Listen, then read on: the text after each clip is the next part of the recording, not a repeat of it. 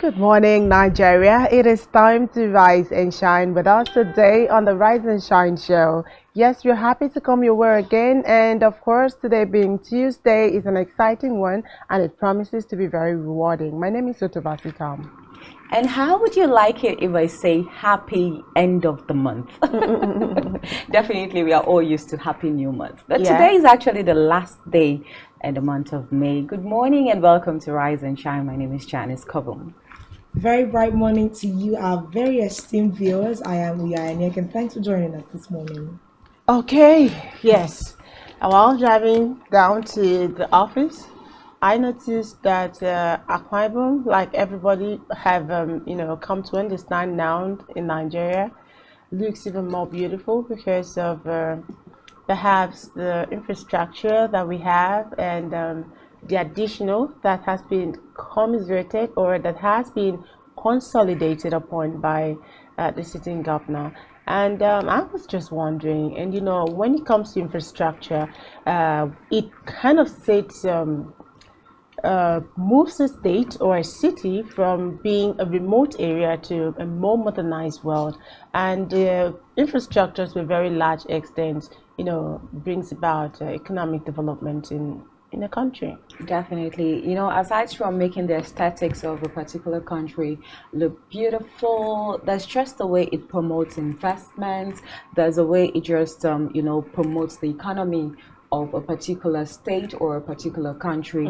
Now, if there are basic infrastructures put in place, of course, you find out that life becomes more comfortable for those like citizens of that country or Definitely. citizens of that nation. So I think that the issue of infrastructure cannot be overemphasized in as much as, we are calling on governments to do what they are supposed to do. We are also thinking and looking alongside, talking to private individuals, more like corporate social responsibilities. Definitely. As you go about doing your corporate social responsibilities, why not also focus on basic infrastructures to make sure that, the country is a better place for everybody? Yeah.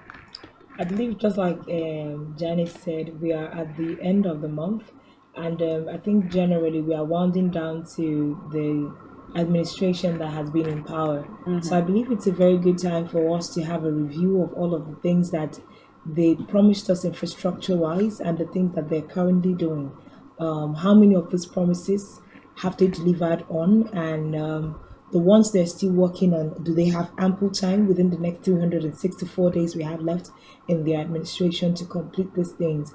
What kinds of milestones have they brought us in 7 years? Can we say that there's been any remarkable change in the infrastructure of the nation, infrastructure of the states in all of these years that they have spent, in governance? So yeah, just like Otobasi said, yes, there's a glimpse of beauty around, but personally, I like to believe that it could be better. Of course.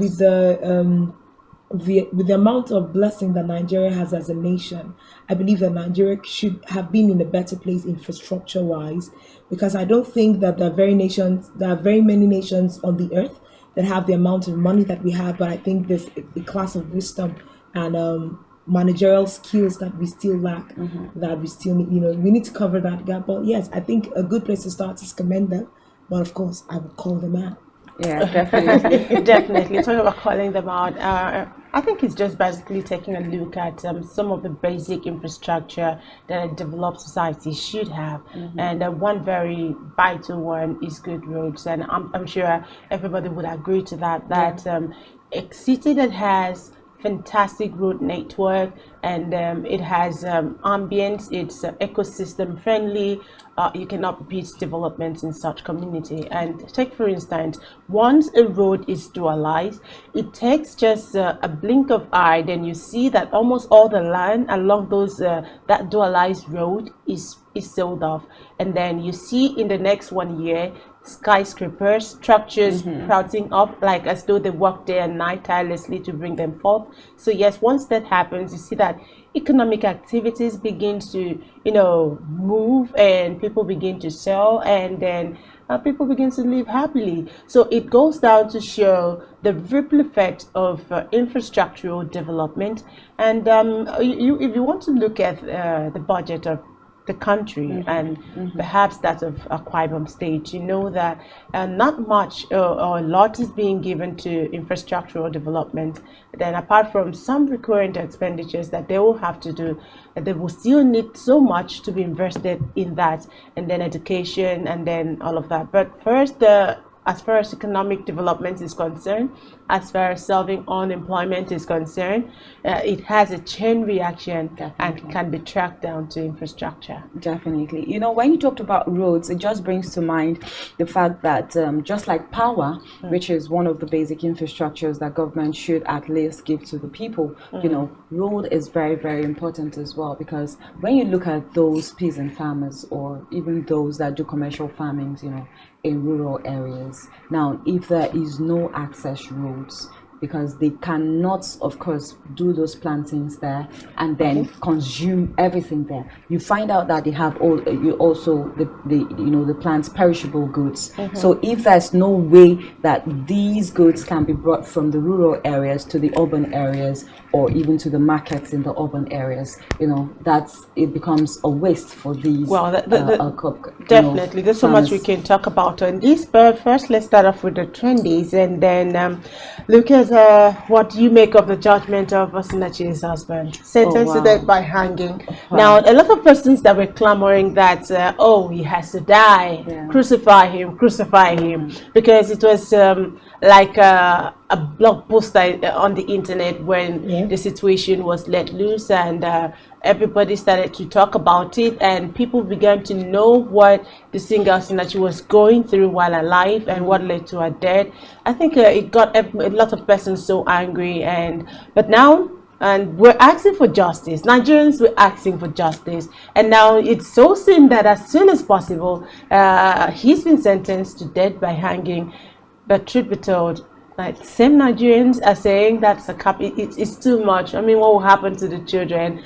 I mean, what are we really expecting from government? I think for me, I actually share the same sentiments. Okay, I just think that it is too extreme, you know, to give to him. Let's also first and foremost put the children into consideration. What would happen to these children? No matter what we think. You understand, some people would say that they could have foster parents take care of them, but who would take care of your children better than you? That's what I think. Okay, but again, another flip side to the argument is that he's more like a threat to society, that kind of person.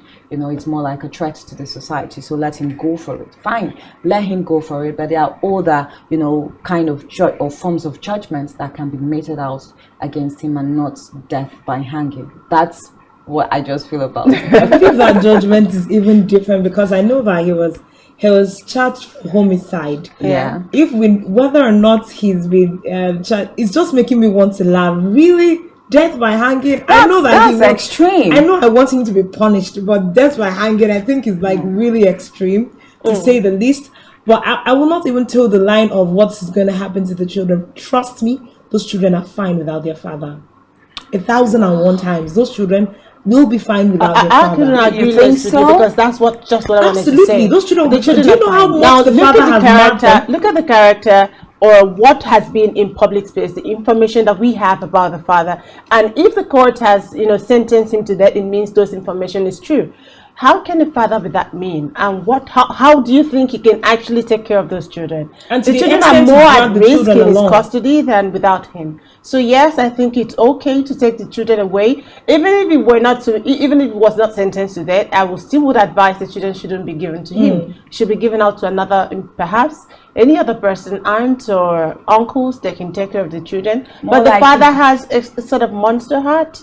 Because which human would treat his wife like that? I mean, it's unbelievable.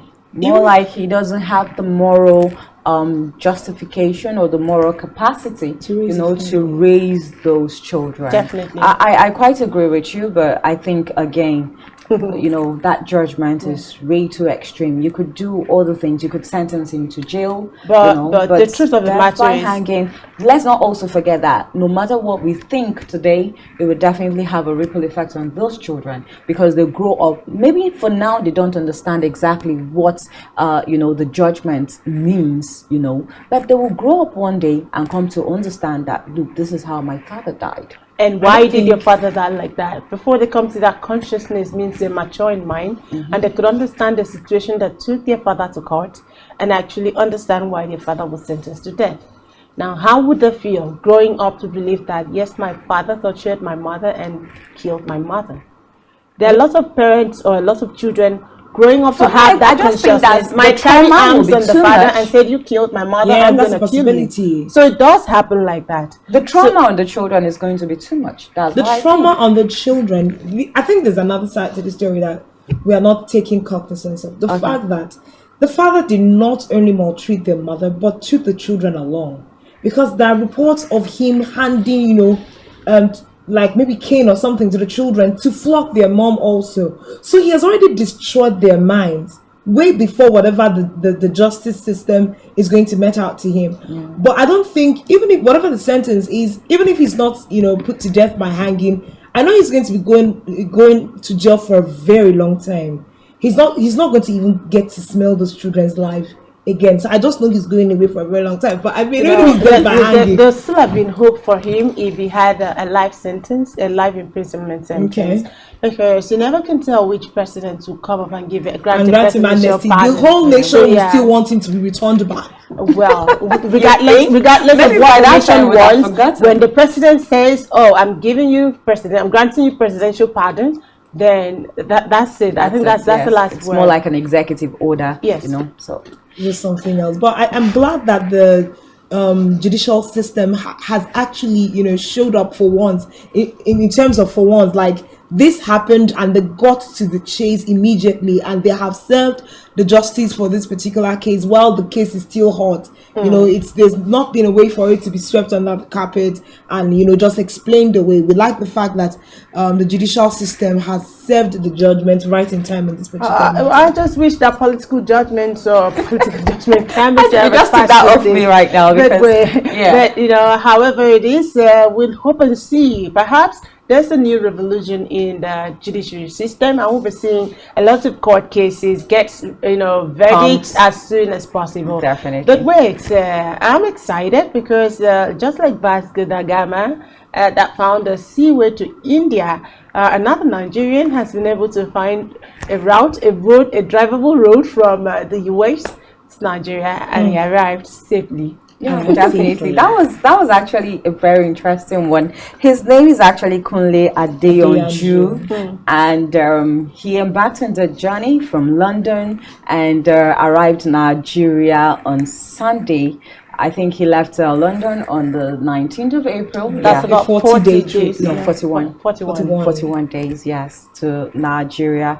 And you know what's really you know, drew a lot of attention to Kunle's, you know, taking on that particular journey was the fact that it was more like a charity drive from London to Nigeria, where he talked about a particular friend of his, you know, that died from poliomyelitis. So it was more like him saying, look, I don't want to ever, you know that or have someone die because of polio. So let me do this. So in between his, I think 13,000 kilometers, that's what he undertook from London to Nigeria. In between that, for every country he stopped, okay, he had to do a charity work, either give donate free polio vaccines, or even get, you know, in contact with some of those people that volunteer to do humanitarian duties, you know. So it was really mind-blowing that somebody can actually come up with that kind of initiative. And trust Nigerians, we just waited for him at the border. In fact, from Seme, all bikers joined him. The truth is that Nigeria has over time been able to fight polio because of or reduce polio to a very minimal level, and of course that's owing to some of the international supports that is coming in, and then that's why you have immunization. More often than not, at intervals, you have them.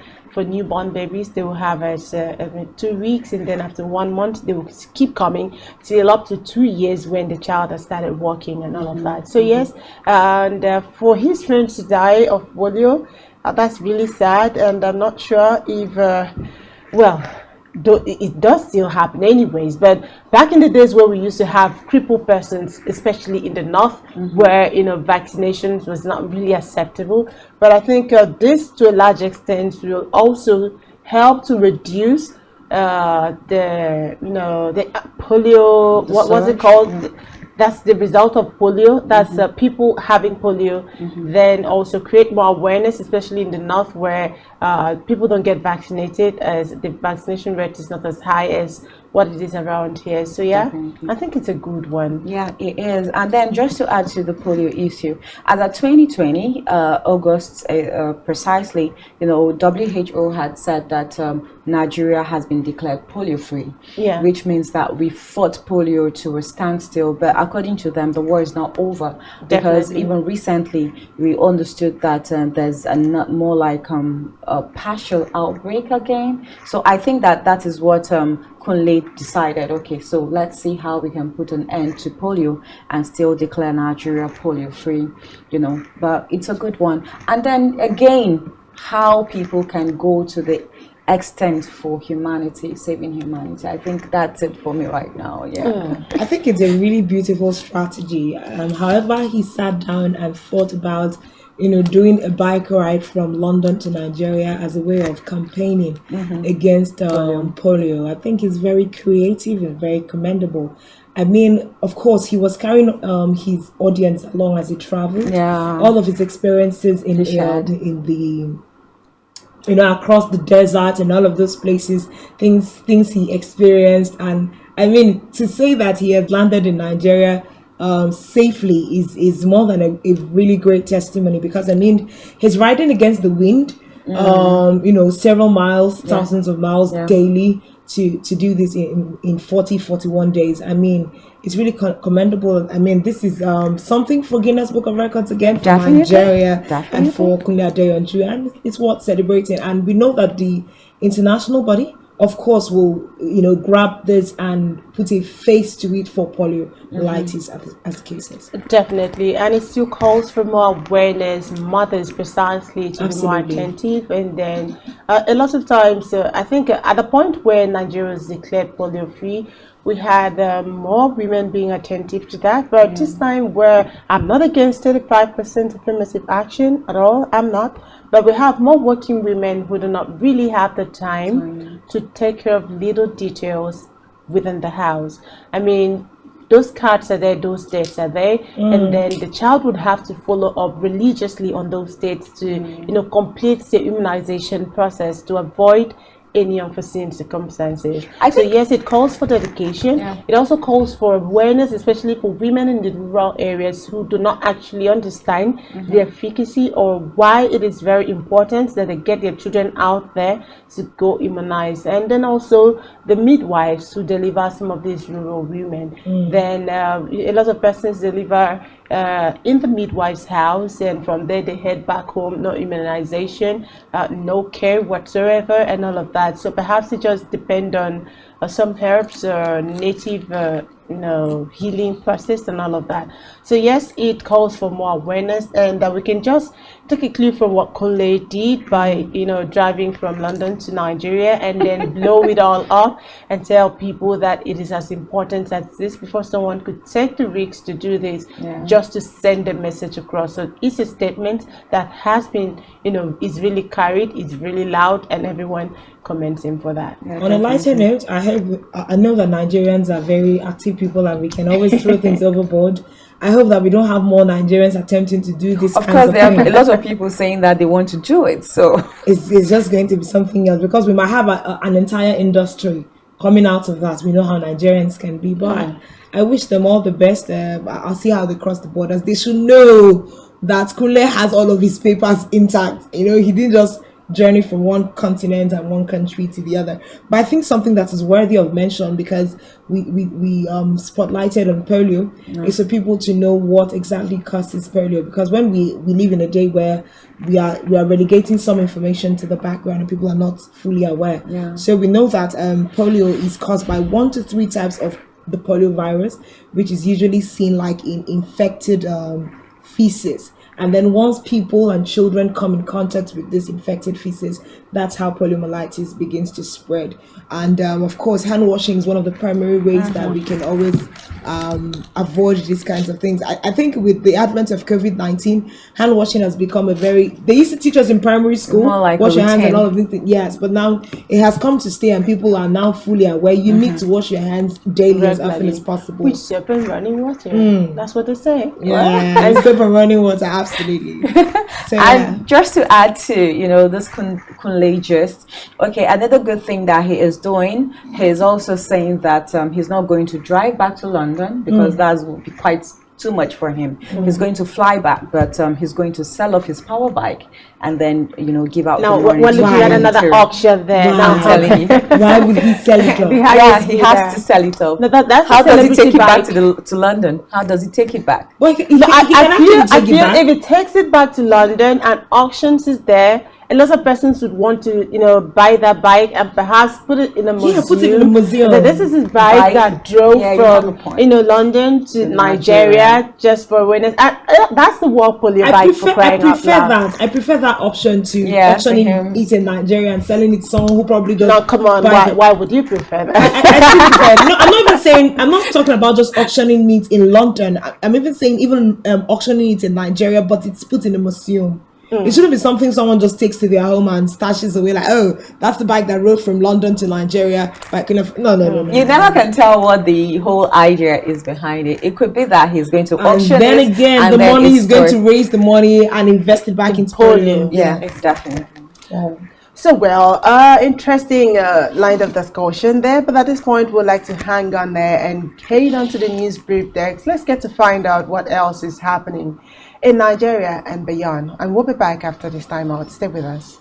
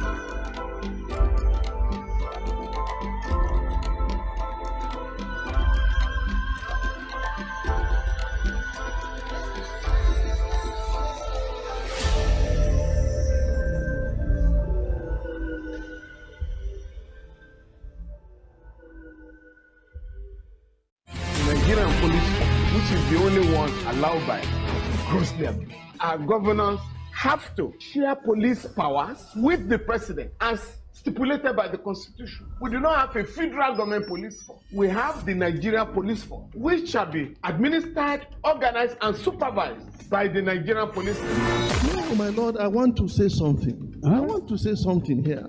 perhaps it might also enlarge the scope of people who should be invited here for examination. My Lord, if we cannot find those who literally murdered Abiola, who are those people who could be said to be the beneficiaries of the death of Abiola? Rogers has linked you with some of the killings he did. He never did.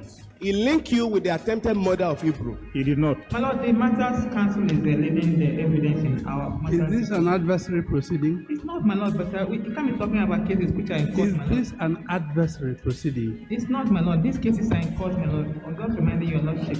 My Lord, sorry, my Lord, I think I will be in cross-examination. Legally Speaking, a program that deals with legal issues and questions we face as citizens of this amazing country, Nigeria. Legally Speaking. Join us every Friday from 5 p.m. to 6 p.m. for Legally Speaking.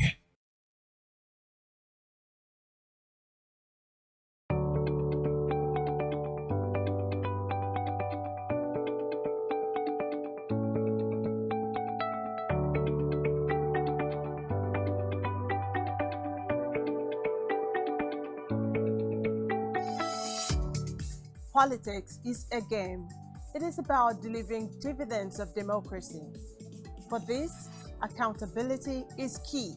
So we listen, we follow up on the promise, and we track the progress. Watch Political Spectrum weekdays, 10 a.m. to 11:30 a.m., exclusive to Spectrum Television.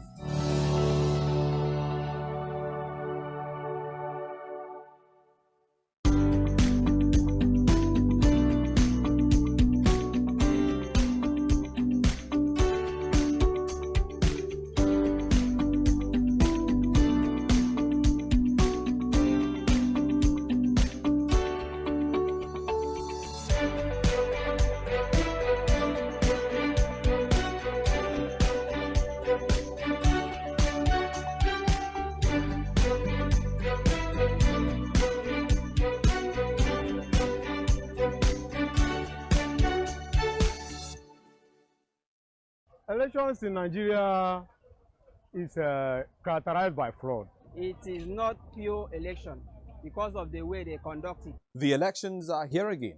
For us in Akwa Ibom State, it is another opportunity to elect credible and potential leaders. But I see some of them are not really credible. In fact, when you talk about the credibility in the Nigerian system, it's absent. As for the aspirants, what are your plans to better the lives of citizens and ensure that it is not just another era of political promises? Some aspirants came up with so childish kind of manifesto, something that you know that they cannot do. Even if after campaigning and promising heaven and earth, you find out that by the time they come in, they cannot do 50% of what they promised. Because they are coming to see this. If they don't use this, they will not achieve what they want. So it is the normal thing they must use to convince a man that does not have the proper ideology to vote them. So it's just a mere slogan. It's just a mere slogan to use and have their right into power. What do you, the people, think about the elections? The electoral process has been marred by malpractice and all of that. That's the bad thing in Nigeria. All election night is about money. Definitely, no matter what the reforms they are carrying out, they will still be rigging. It's about the aspirants, the manifesto, the people's view, and in-depth analysis. That godfatherism is what has eaten deep into our political system. It has become a cankerworm that has left our political system into a corrupt system. If it is not godfatherism, somebody like me, I will become the counselor. So because I don't have a godfather, it will not work. Because people feel that they will come and invest, they need to get something back home. So the major aim is not about the people, it's about their family and themselves. Godfatherism will not help the politics to grow. It won't help democracy to grow. Vote buying will even be more this time around because these people, most of them have stolen a lot of money and they will use this money to buy votes. Who gets to represent you in government at all levels? Well, for me, the new breed aspirants, I would love the new breed aspirants. But for those, there are some of them that will not, I would say, definitely, I wouldn't want them to come back definitely to power. Join us on Akwa Ibom Decides every Saturday and Sunday by 3 p.m. each day, exclusive to Spectrum Television, as we take on the aspirants set to lead you.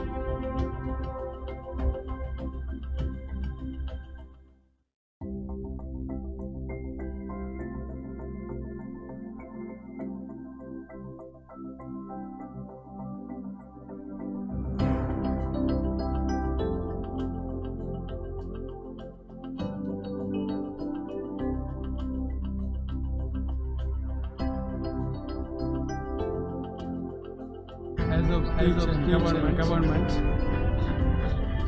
general,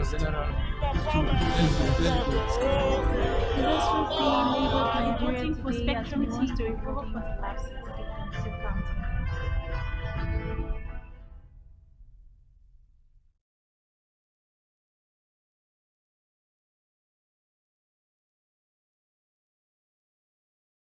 Has commended the Academic Staff Union of Polytechnics for calling off its warning strike and resuming duties.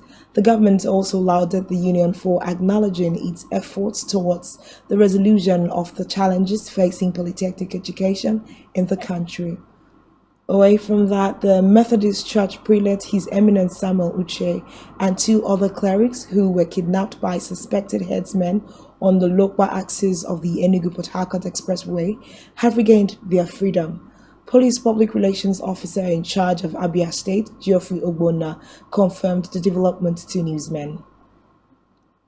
On security, Nigeria Army has dismissed reports of attacks on some Nigerian villages by Cameroonian separatists as false. In a statement, Director of Army Public Relations, Brigadier General Nwachukwu, said the separatists rather attacked Oboni 2 and Ncha communities in the Republic of Cameroon.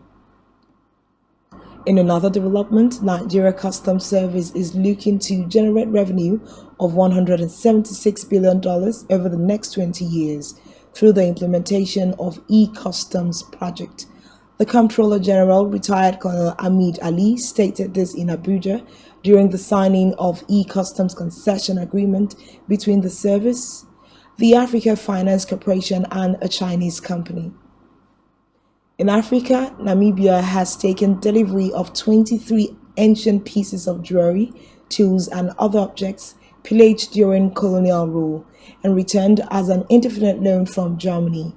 The return of the artifacts is part of a project to encourage rapprochement between the 2 nations. On the forum scene, European Union leaders have agreed a compromise plan to block more than 2/3 of Russian oil imports after Hungary opposed a total ban. European Council Chief Charles Michel said the deal cut off a huge source of financing for the Russian war machine. In sports, UEFA is opening an independent report into the security chaos before the Champions League final between Liverpool and Real Madrid at the Stade de France in Paris. European football's governing body said the report would examine decision-making, responsibility, and behaviors of all entities involved in the final. Details of the stories and more in a moment. We head back to the Rise and Shine crew.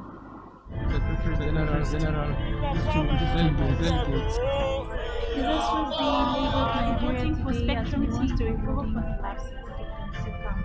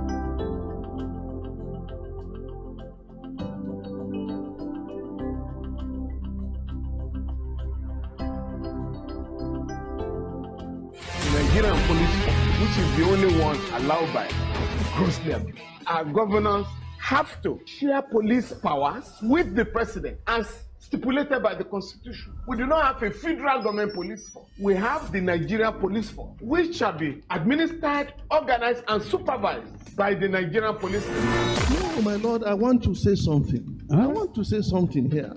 Perhaps it might also enlarge the scope of people who should be invited here for examination. My lord, if we cannot find those who literally murdered Abiola, who are those people who could be said to be the beneficiaries of the death of Abiola? Rogers has linked you with some of the killings he did. He never did. He linked you with the attempted murder of Hebrew. He did not. My lord, the matters council is leaving the evidence in our matters. Is this an adversary proceeding? It's not, my lord, but we can't be talking about cases which are in court, my lord. Is this an adversary proceeding? It's not, my lord. These cases are in court, my lord. I'm just reminding your lordship. My lord, sorry, my lord, I think I'll be in cross-examination. Legally Speaking, a program that deals with legal issues and questions we face as citizens of this amazing country, Nigeria. Legally Speaking. Join us every Friday from 5 p.m. to 6 p.m. for Legally Speaking.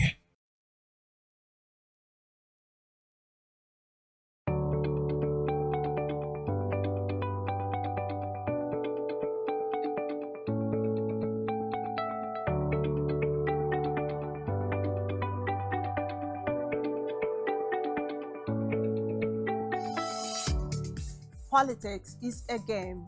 It is about delivering dividends of democracy. For this, accountability is key. So we listen, we follow up on the promise, and we track the progress. Watch Political Spectrum weekdays, 10 a.m. to 11:30 a.m., exclusive to Spectrum Television.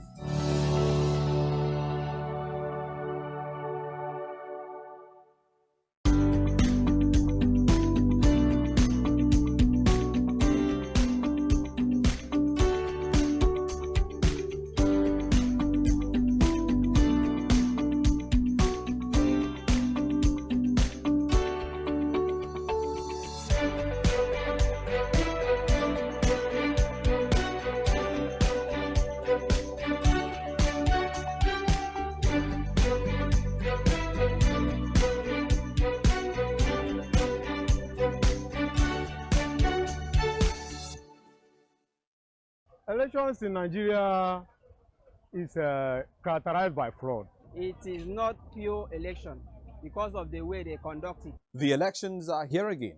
For us in Akwa Ibom State, it is another opportunity to elect credible and potential leaders. But I see some of them are not really credible. In fact, when you talk about the credibility in the Nigerian system, it's absent.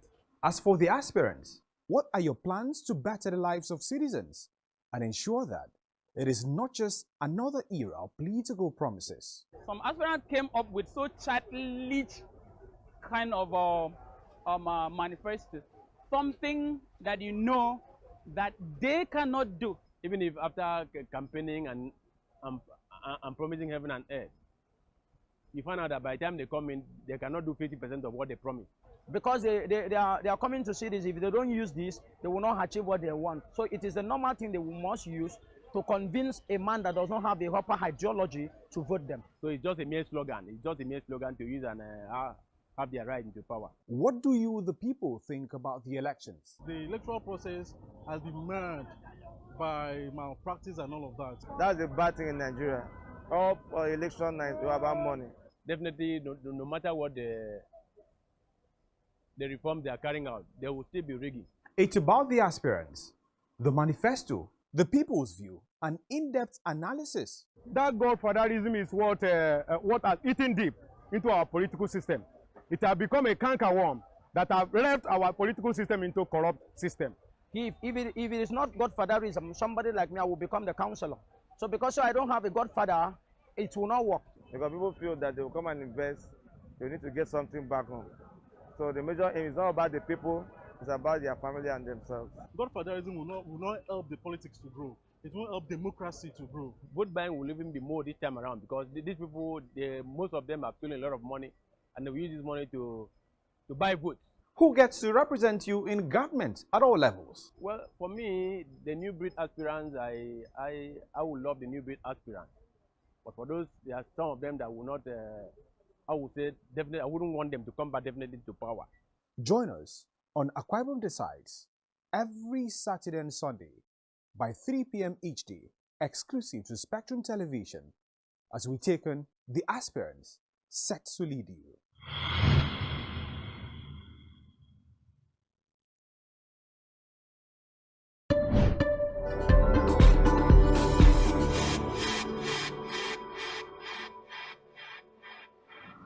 All right, welcome back. It's still Rise and Shine here on Spectrum Television. And of course, we've been having so many fantastic things, talking about very relatable conversations.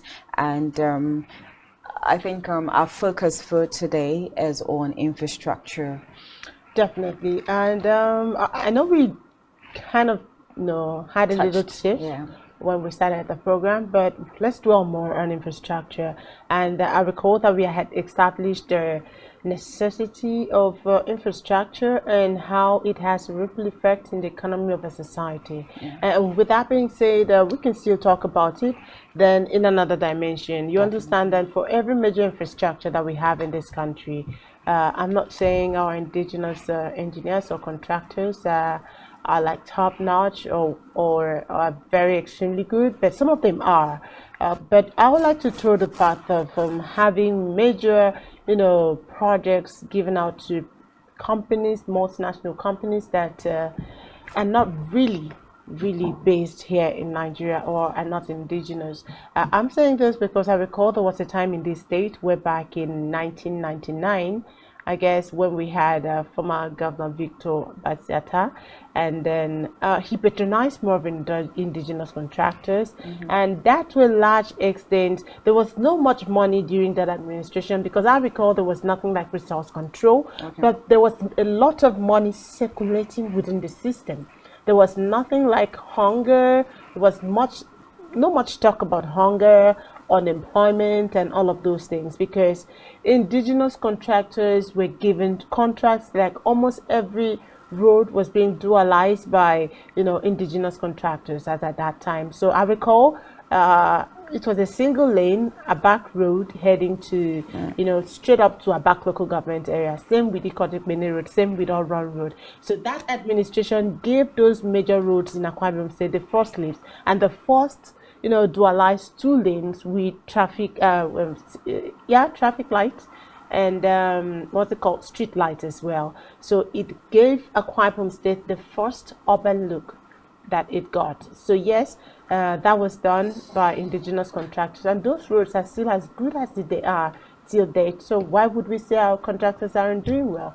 So wind back to when we had the industrial infrastructural revolution in the state, where we had the uncommon transformer saddle the seat, and at the time there was more money, because some money was included in the state allowance and the state allocation, I mean to say. So yes, then we still had more of that. But the truth of the matter is, when you give contracts to some of these major contractors, you pay them in dollars, and indigents are basically just very menial staffs, and the ripple effect is not that much. The higher chunk of the money gets out of the country, paid into foreign accounts while they stay here, and then of course we still keep doing the peanut thing. So yes, I feel if government is deliberate about giving contracts to indigenous contractors, it could have a major effect in the economy, because the money will basically circulate around here, and then people would have money, then go buy something from someone who is selling. The seller who brings his farm produce from the farm to the market will have a fair reward for what he or she is selling. So yes, it's also another dynamics to it. Yeah, definitely.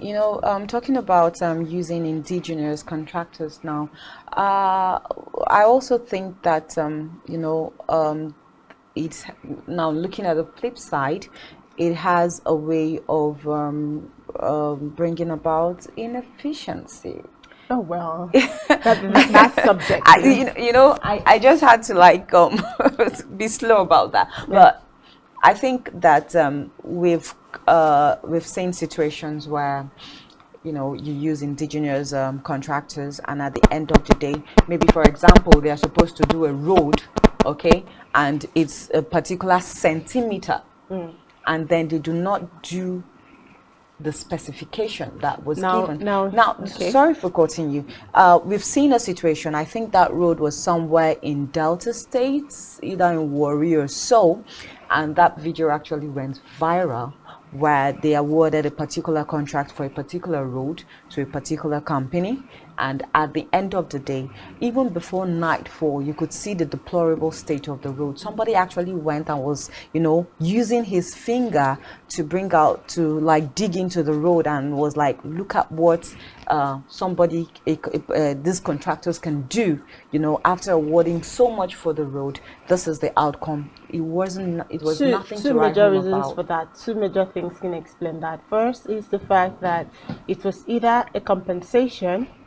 I'm not talking about giving contracts to as political settlements. Okay. Because if you're giving a politician contract, it will be done politically, and that is going to be most likely going to be that's the the story. I'm Find talking ourselves in about Nigeria. giving indigenous professional contractors with supervision. And of course, there's another dynamics to it. When you give them this job, okay, let's put Julius Beja side by side with an indigenous contractor.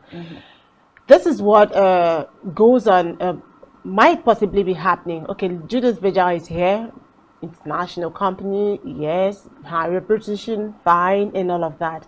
But possibly the same expertise might come to bear given the same circumstances. So yes, government wants to award contracts to Julius Beja, and they'll award contracts of like 2 billion naira. But the same size of contract or the same kilometer of road, if they want to award to an indigenous contractor, they'll be talking about 500 million naira. Tell me how an indigenous contractor will use 500 million naira to work and give you perfection of a world-class standard road like Julius Beja would do. So those are some of the dynamics that put indigenous contractors at a disadvantage over multinationals or international contractors. So yes, if you give them, I trust that if you give them the same, you know, kilometer of road, the same preferences, the same description, the same budget, they might deliver almost the same, if not better than what other I think I clients quite do. agree with what you've just said. But again, you said something very profound, and that is it for me. That's my own take. You know, when you award contracts to contractors, whether multinational contractors or indigenous contractors, I think the best thing is make sure that you supervise and make sure that there's absolute implementation about it. Okay. And then again, yeah, you're right when you say that, you know, what is given to multinationals. I think for me, for us Nigerians, we just believe the fact that, okay, so because they are multinationals, you know,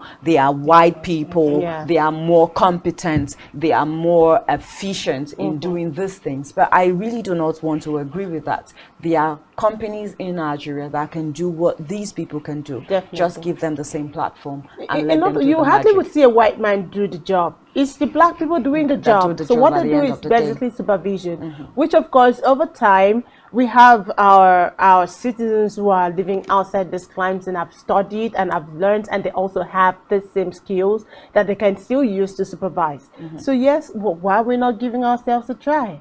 I think basically that's where we found ourselves in Nigeria. It goes beyond just infrastructure. It goes even into the health sector, because they believe that, okay, we do not have what it takes. But then again, who are those that are supposed to make it what we are supposed to have? Who are those to make it, you know, what we see in other climes?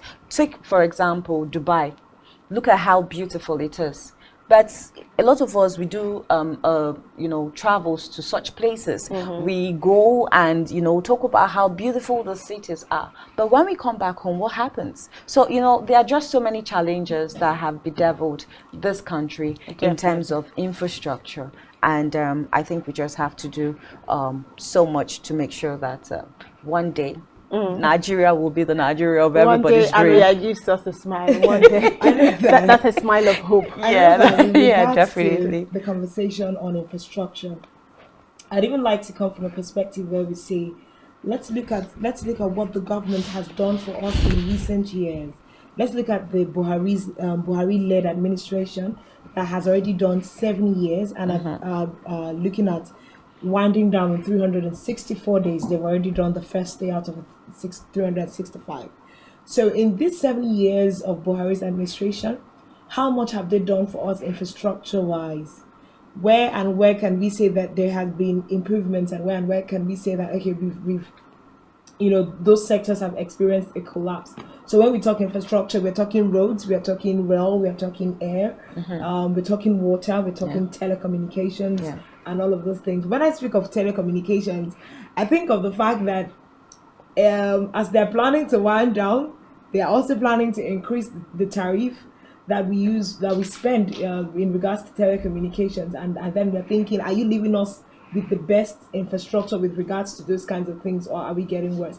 But the temptation will be not to view those things in light of the recent attacks that have come to some of those sectors in this year. Using the rail attack for an example, but we're trying to look at what kinds of development has he brought since the beginning of his office in 2015. How much of an impact has there been in aviation and all of those sectors? And I would say that there have been some very commendable strides by the federal government. I agree. Yes, there's been a lot of, because even most of the rail systems, we've had additional railways begin to run in the past 7 years, and they've been successful. I know that prior to the attack coming on the Kaduna-Abuja rail, people really commended the fact that the rail system in Nigeria had started working. People were enjoying, the use of trains and rails to travel. So I would say that yes, the federal government has tried in some regards, but then there's also some roads that have been begging for attention in the longest of time. I'm telling you, and when you just mentioned that, I know it's the one behind us here. The Calabar Calabar highway. But Calabar is even one it's of under them. construction. Oh yes. well, Yeah, for how long? Well, we thank God. At least we can have a breath of fresh air that its work is in progress. There's a glimpse of hope. The work has always been in progress. Truth of the matter is that road has been under construction, awarded and re-awarded for over 16 years now. So I'm not surprised it's under construction. I'm not. We've always seen tractors and excavators. They've always been along that road. So yeah, I think that brings us back to the conversation we just had about the fact that who are these contracts awarded to? Because yes, we also have those situations where the government comes out to cry that when you keep saying these roads have not been taken care of, these contracts have been awarded for the longest time. But who are the people? But I would think that some of these jobs are probably awarded to a conglomerate of some indigenous workers, because I don't think that you would have brought... Why would it be indigenous workers? Why are you saying conglomerate of indigenous workers? Would an an external company come into your nation and you award them a contract and they don't effect it over 16 years? Come on. Yeah, it happens. It does happen. So everybody has become mucky in our nation. It does happen. It does happen. So I think, this is the problem we have in Nigeria. You just fell into it. When you think that it is only Nigerians, it is only us that can be associated with incompetence and corruption and all of that. But I quite disagree with you. There are some multinationals that, come in, get contracts. That's how I like to put it. Okay. Because it's more like when you go to Rome, act like the Romans do. So if you come into a system and you find out that, okay.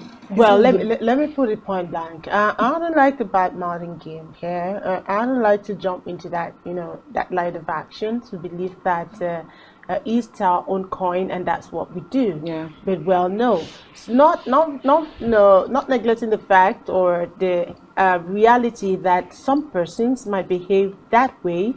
But I would like to distinguish between real contract and, of course, settlement. But like now during the politics, quite a number of persons have turned themselves into different race, governorship race, presidential race, House of Assembly, and all of that. And then they are talking about reconciliation committee and carrying everyone along. Now, how do we understand that statement? Carrying everyone along. And that would be some sort of, okay, you spent money to get the form. Okay, how about you take XYZ contract? Now, if they're giving you contract as a way of reconciliation and settlement, wisdom. Apply wisdom. How much did you spend during your primaries? How much did you spend to buy the form? How much did you spend for consultation? round them up. It is business. Politics is business. So by the time you sum it up, and then you say, okay, perhaps I had invested this amount of money. What would be my profit? Add up with your profit. How much is the total amount for the contracts given you as settlements? You take that out. Once you take that out, the road becomes abandoned automatically. So this is the time where government shouldn't use contracts as political settlements. So when that's done, you have to distinguish between political settlement and what's called infrastructural development. We have to be sincere with ourselves, and until we are able to distinguish these two, I'm sure we'll keep having even more abandoned contracts and projects all across the federation.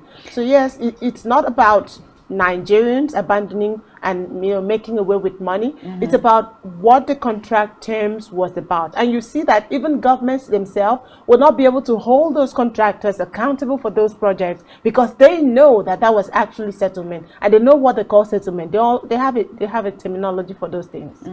I think it's high time we as Nigerians we begin to hold our leaders accountable for most of the things that they promise, as election promises, as manifestos to the nation. Now, let me just say this, that according to the Minister of Finance now, Budget and National Planning, Mrs. Zainab Ahmed, she says Nigeria needs an estimated sum of $100 billion for infrastructure, to address the infrastructural decay in the country. Now, $100 billion annually.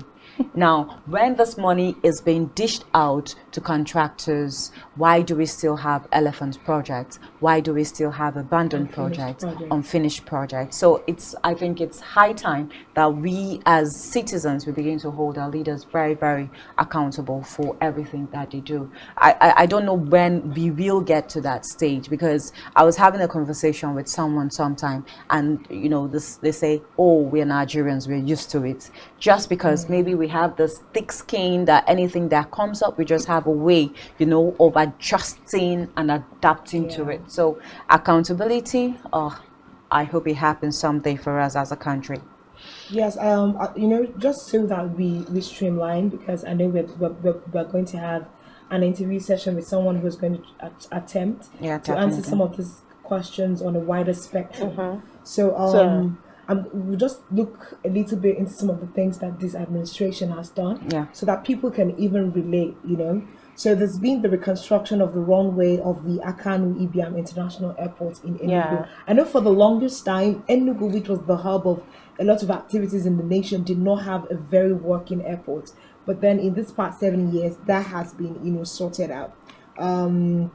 The 200 billion naira second Niger bridge. I think that has been one of the loudest. Yes, I think that has been one of the loudest projects by the Buhari-led administration. We look at the reconstruction of the Port Harcourt-Maiduguri rail line, linking the southeastern states to the planned seaport in Bonny. So most of these things are ongoing works, which we do hope. However, with reservations that particular rail line was not, wasn't supposed to stop in Port Harcourt. I mean, it's supposed to connect through Akwa Ibom State, which of course would lead to where we have, the site for Ibaka Deep Seaport, or Ibom Deep Seaport as the baptismal name is now. So yes, Ibom Deep Seaport. And then having that kind of infrastructure at this time is like looking or projecting to like 10, 20 years from now, what would happen. And the federal government of Nigeria just approved that seaport and have given a counterpart funding for it to start up. So yes, and let's say in the next 10 years that is completed, would we also have to wait for the federal government to approve a rail line that will be carrying or transporting most of those heavy vessels from Akwa Ibom to up north? So now is the time for government to be proactive. I recall when Rotimi Amechi, the Minister for Transportation, actually, was declaring his intentions to join the presidential race. He made that as a promise that is going to expand, and I was like asking, why did it stop there in the first place? And what is the guarantee that you are going to clinch on the APC ticket? What's the guarantee that you are the next president of Nigeria? And why do you have to make such promises? If you knew it was necessary, why didn't you do it then? From as a minister. So those are some of the insincerities in, in the governance. So yes, when you talk about that, I can stop but notice that. Yeah. And another thing is, when we say some of these projects have been completed, there's some of us that are still ongoing and will not be completed during this administration's time up. What hope do we have for the next administration coming on board to finish some of these things? I think that's another problem we have as a nation. Continuity. There's no continuity plan for the things we do in the country. One person comes and starts out on some features, another person says, no, my administration has to do this, but we need to face completing projects so that the populace can, have something to fall back on. We can say, okay, we have a working sector in this area, we have these things working. Not that this person comes and initiates something that will bear their name while they're to say when they're in government, and then the next person comes.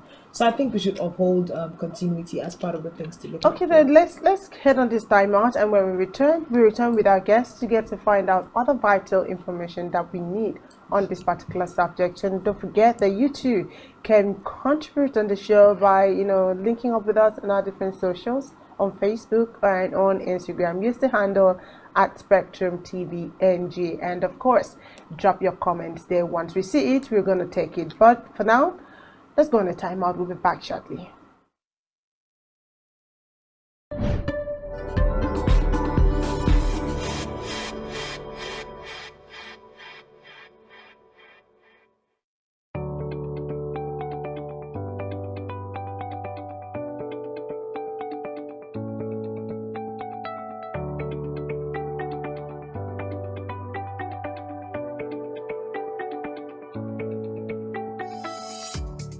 Politics is a game. It is about delivering dividends of democracy. For this, accountability is key. So we listen, we follow up on the promise, and we track the progress. Watch Political Spectrum weekdays, 10 a.m. to 11:30 a.m., exclusive to Spectrum Television.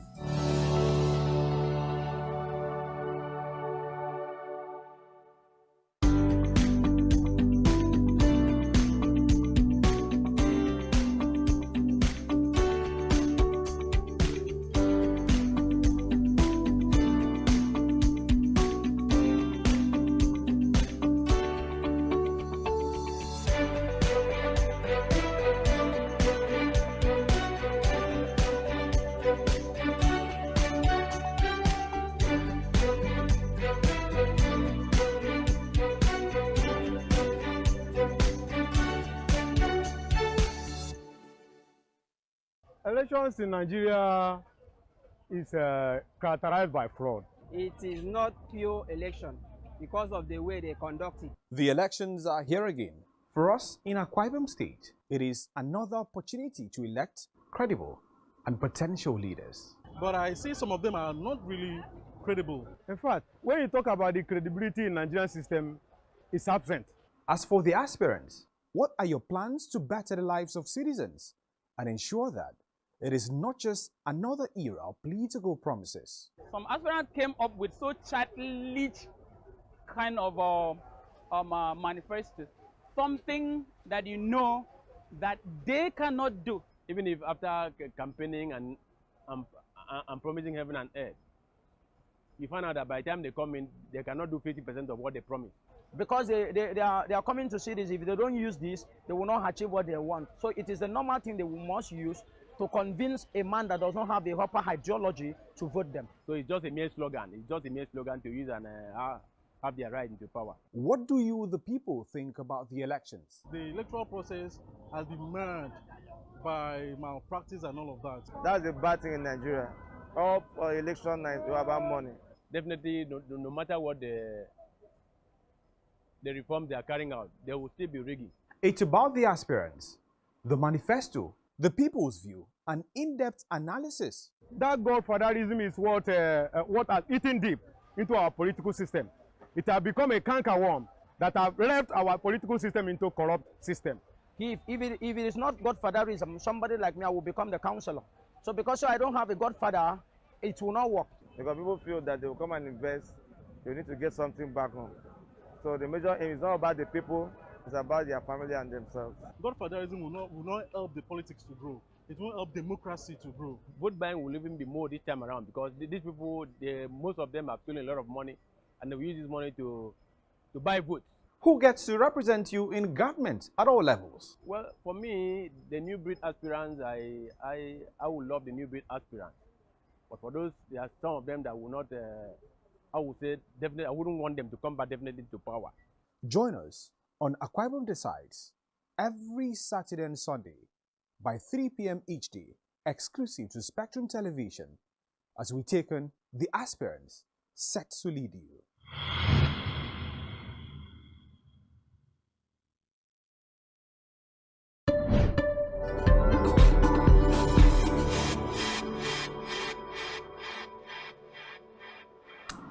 Welcome back on the show. Yes, it's you Rise and Shine, and right about now we've been joined on call by a guest who will be doing justice to the issue of infrastructure. Definitely, we'll be talking to Dandy Asukwo, and he actually is from the University of West of England, Bristol, and has worked with James Cubitt and Partners London and James Cubitt Architectures Lagos. And he is the current vice president of Quitra Group. He's joining us via phone this morning. Good morning, Mr. Dandy. Can you hear us? Hello? Mr. Dandy, good morning. Great. All right. Okay, let's just get started with the issue of infrastructure. We're trying to see what this present administration of President Muhammadu Buhari has been able to achieve in the last 7 years. And then, of course, remaining about 364 days for him to wrap up his administration. How would you rate the level of infrastructural development in Nigeria? Wow. First of all, I think one has to really know what we mean by infrastructure. And we can now assess properly. Because a lot of Nigerians, first of all, what they think of infrastructure are roads. Okay. Yeah, so but infrastructure by definition, or my definition, is maybe basic physical, organizational structure and facility. So it's not just the structure itself, facilities also. For example, telecom, maybe power supply, roads, institutional buildings. Okay. You know, the organization of it is actually the infrastructure thing. So if I have to rate this government, I'll start from the roots. The federal government itself, you know, their basic roads they have done fine. I like what Fashola is doing, fine. But it is not adequate. There are lots of Nigerian, let me call it trunk A roads in Nigeria that have not been touched. And they are terrible. And lots of them, one of them is passing through my village. And it's terrible. It's in the bush track. But the ones they have touched, we tried. I mean, maybe the expressway, which they are working for years now. Then if you look at the other infrastructures like power supply, I will tell you that I've not seen any difference in power supply. If you talk about maintenance of public buildings, like maybe National Theatre, monumental buildings, we've not had it. We are not there. We are not there. Believe me, we are not there yet. But I could score them. If I had to score them 1 to 10, I think I could score 4 over 10. Wow. Possibly because of the will of the Minister of Works. He has a strong political will, a strong will, administrative will to do those things. Okay. So that's my take here. Okay, so what do you think are the major challenges now that have made it possible or has kept us where we are today? Let's not also forget that we do not have to trade all the blames to the present administration. Infrastructural decay has gone way back, you know, into different administrations. But what do you think is the challenge, the main challenge as well, Nigeria is still grappling with this kind of situation? Yes, that is true. I think I will start from what I will call the bottom. I'll start from the grassroots. One of the problems we have about the decay is because of our poor orientation. Every Nigerian is guilty. We throw garbage into the drain, it blocks the drain, and it decays. The government itself should have an orientation for citizens to be able to know that what belongs to the public belongs to you. So that one alone is a major challenge. We have to start from the grassroots and then come up. I know everybody talks about award of contracts, companies that are not capable, don't have the expertise. That is very correct too. When you don't have companies, if you award contracts to companies that are not experts, what do you get? Garbage in, garbage out. So the decay becomes imminent. There's something you can do about that. We also want to talk about poor planning. We know we have project managers in this country quite a lot, but the ministries themselves in charge of all those things don't have good planning for what to execute. We award contracts and things are being done. There is no effective monitoring group to make sure that the specifications are carried out. For example, I have overseen a contract for roads that are supposed to have 2 drains on both sides of the road from beginning to end. When the contract was commissioned, when the job was commissioned, we just discovered that the drains are not there. And so you don't expect to have the best of it over years. Another thing we now have is maybe neglect by government for maintenance. Everybody knows that our maintenance culture is bad, very, very bad. You know, poor maintenance, and the roads are not maintained, the facilities are not maintained, the government institutions are not maintaining, the MDGs are not maintaining whatsoever they do. All what we want to see is new projects, no maintenance. So it will definitely decay. Another thing I think of is the reasons why we don't have the reasons why our infrastructure decay is because of corruption. I'm saying this in low tones because we are all guilty. Every Nigerian wants to maximize profit.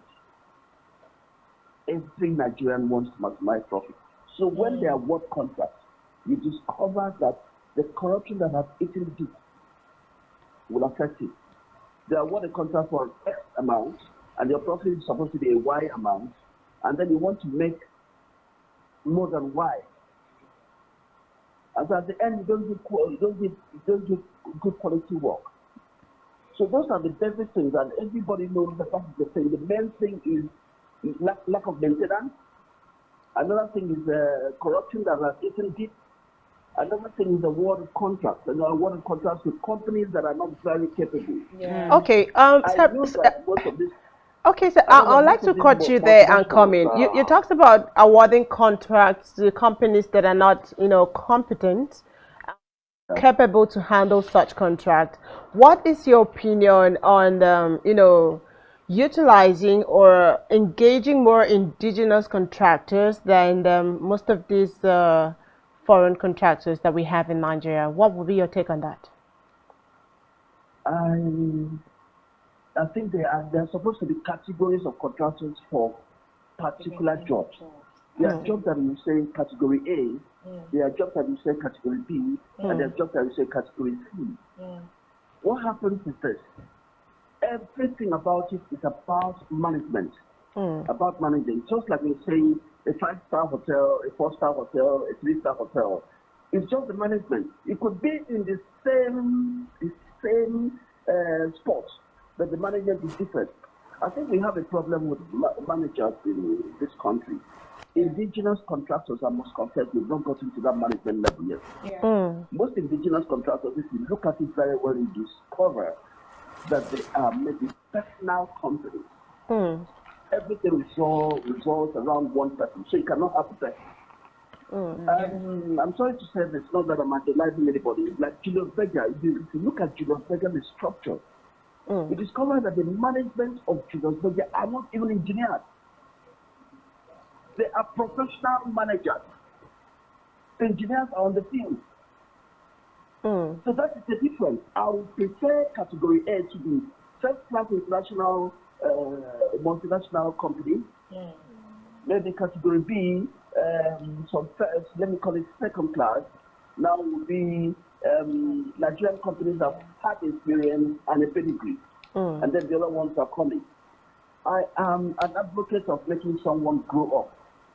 So those we can still award the contract to the indigenous companies, not top class contracts. Okay. That's just like it. Expertise should be number one. Management should come up to that. And then we can now start looking for how to grow our additional companies. We're not there yet in terms of management. All right, so thank you very much. That's well said. It covers the ideologies most people will agree to, but this is something I want to ask. With regards to, when we're looking at infrastructure, we're looking at how much it affects the economy of the nation as a whole. And we know that the power sector in Nigeria is an infrastructure that no development has been made whatsoever in the longest of times across all, different administrations, I would say. And in this administration, we've had the national grid fail at least twice. And I know you've talked about the fact that we do not have any form of maintenance culture for the things that we even attempt to build. What would you say is the impeding force for the power sector in Nigeria? Because it looks like we seem not to be making any form of growth with regards to power, which is a great way to move our economy forward. Yes. For example, the construction sector is one sector in the economy that trickles down to the bottom, to even the woman selling bread in the street. On site, there's something we call B and B, bread and beans. On site, there's something we call A and B, akara and bread. So when you pay your workers, who are indigenous, it trickles down to the rich economy and trickles down to the villages. They go to their villages, build their houses. So what I'm saying is that one of the ways of solving this thing is still management.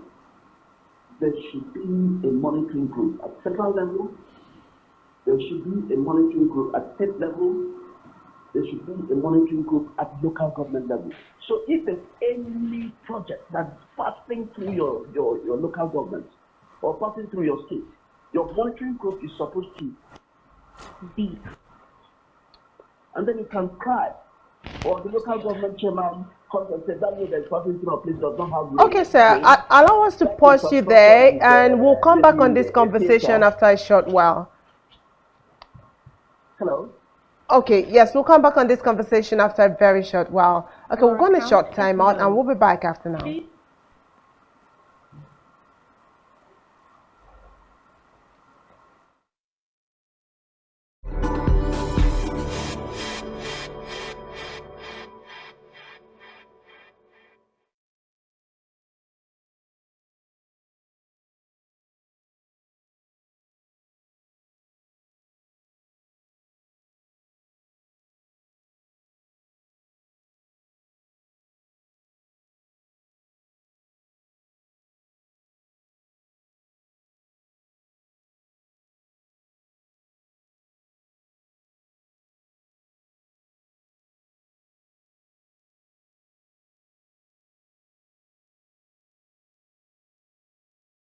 Nigerian police, which is the only one allowed by grossly abuse. Our governors have to share police powers with the president as stipulated by the Constitution. We do not have a federal government police force. We have the Nigerian police force, which shall be administered, organized, and supervised by the Nigerian police force. No, my lord, I want to say something. I want to say something here. Perhaps it might also enlarge the scope of people who should be invited here for examination. My lord, if we cannot find those who literally murdered Abiola, who are those people who could be said to be the beneficiaries of the death of Abiola? Rogers has linked you with some of the killings he did. He never did. he linked you with the attempted murder of Hebrew. He did not. My lord, the matters counsel is leading the evidence in our matters. Is this an adversary proceeding? It's not, my lord, but you can't be talking about cases which are in court, Is my lord. this an adversary proceeding? It's not, my lord. These cases are in court, my lord. I'm just reminding your lordship. My lord, sorry, my lord, I think I'll be in cross-examination. Legally Speaking, a program that deals with legal issues and questions we face as citizens of this amazing country, Nigeria. Legally Speaking. Join us every Friday from 5 p.m. to 6 p.m. for Legally Speaking.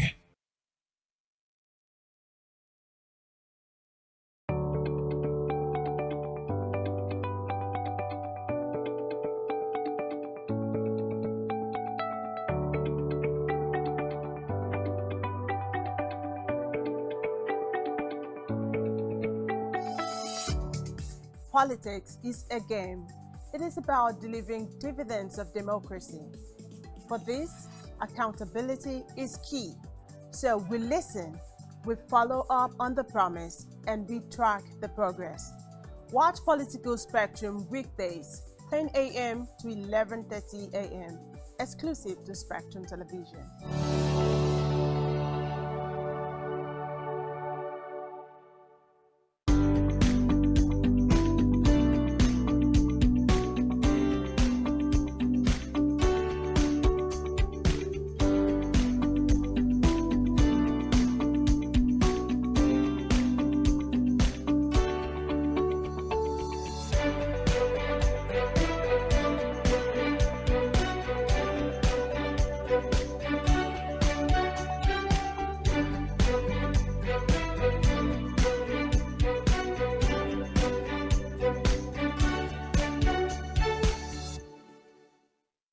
Elections in Nigeria.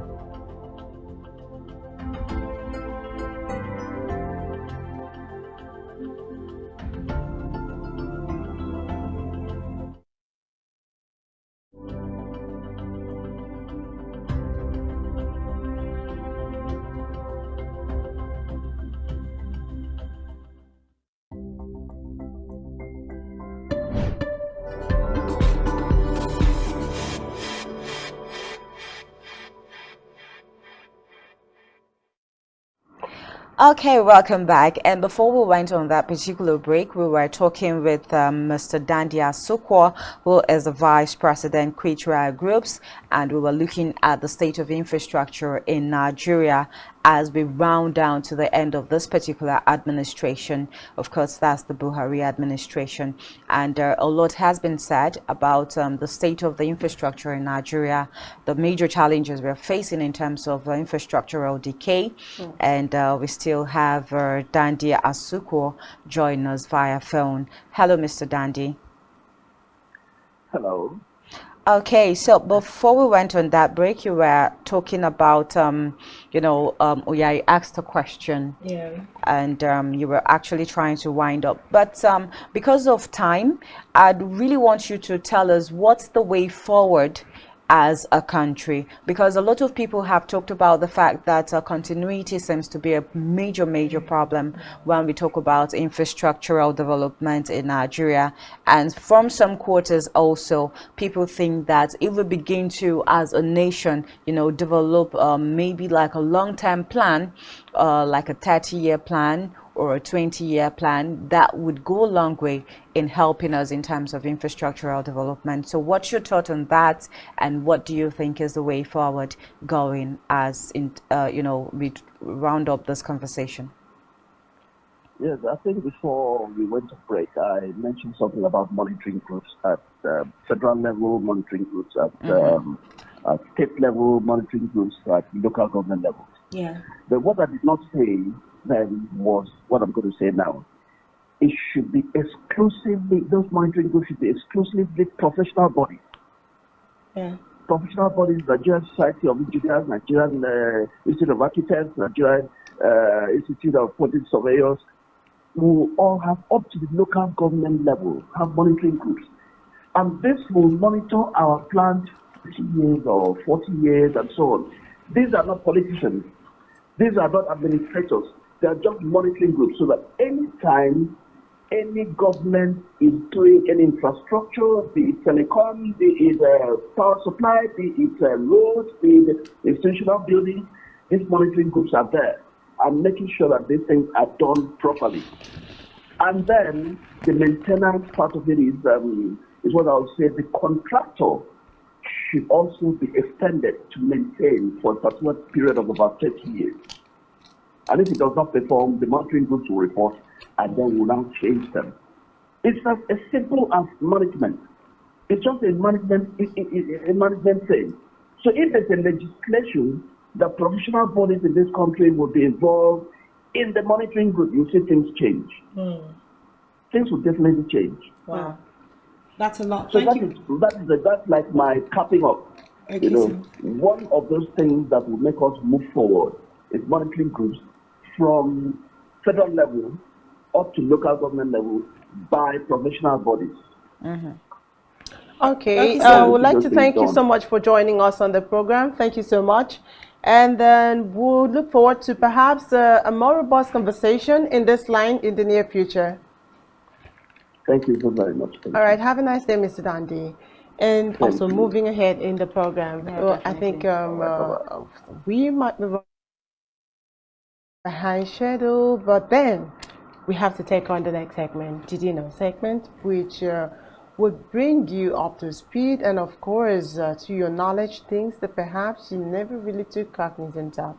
So yes, let's go ahead and take Did You Know.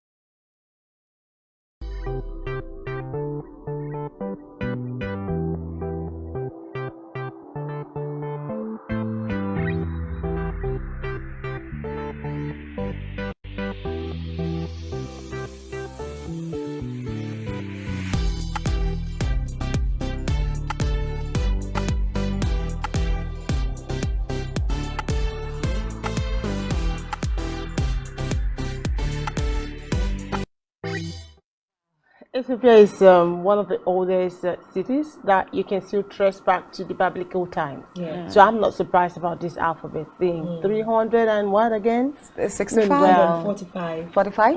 Yeah, 345. Okay. Interesting. Yeah, definitely. So they have a structured language pattern for themselves. Since they have, all of those alphabets they can write and communicate with. Yeah. It means they're not our mates in Africa. So I begin to wonder, what does the alphabet actually look like? Well, some of them look like some of the Chinese symbols, Yeah. like the shorthand, and you could see. If you're a Bible student, if you're religious or a church girl, you will remember when they say Mene mene sekete mekeme. Yeah. It has some of those figures there. Yeah. Yes, those handwritings on the world. Yeah. So I feel perhaps we'll be able to bring that Scribbles of what's But the then Ethiopian it's an interesting languages. write-up, something like shorthand or the Chinese graphics write-up or thereabout. A mixture of all. Yeah. So with 300, you'll be surprised to see sounds like but still included there. So yes, we only had to extract ours and then make English out of it, and perhaps Ibibio and outside Yoruba and thereabouts. So one could actually say that the world over has taken their alphabet from amongst these 345 alphabets from Ethiopia. Interesting. And it's good that, you know, language is more like an identity, so let's just stick to it. So we're moving now and take our health tips for the morning.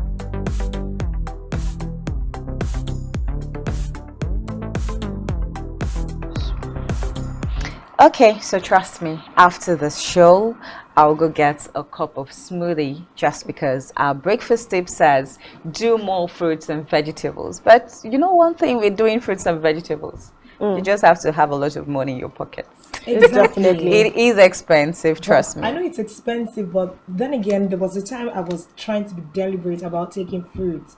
And I know that depending on what your economic status is, you can actually have fruit, because I try to practice at least 300 naira worth of fruit like every day. So if I do 100 naira banana, do 100 naira cucumber, and do like 100 naira whatever else I wanted to, that was 200 naira, and I was going to have fruits in my system.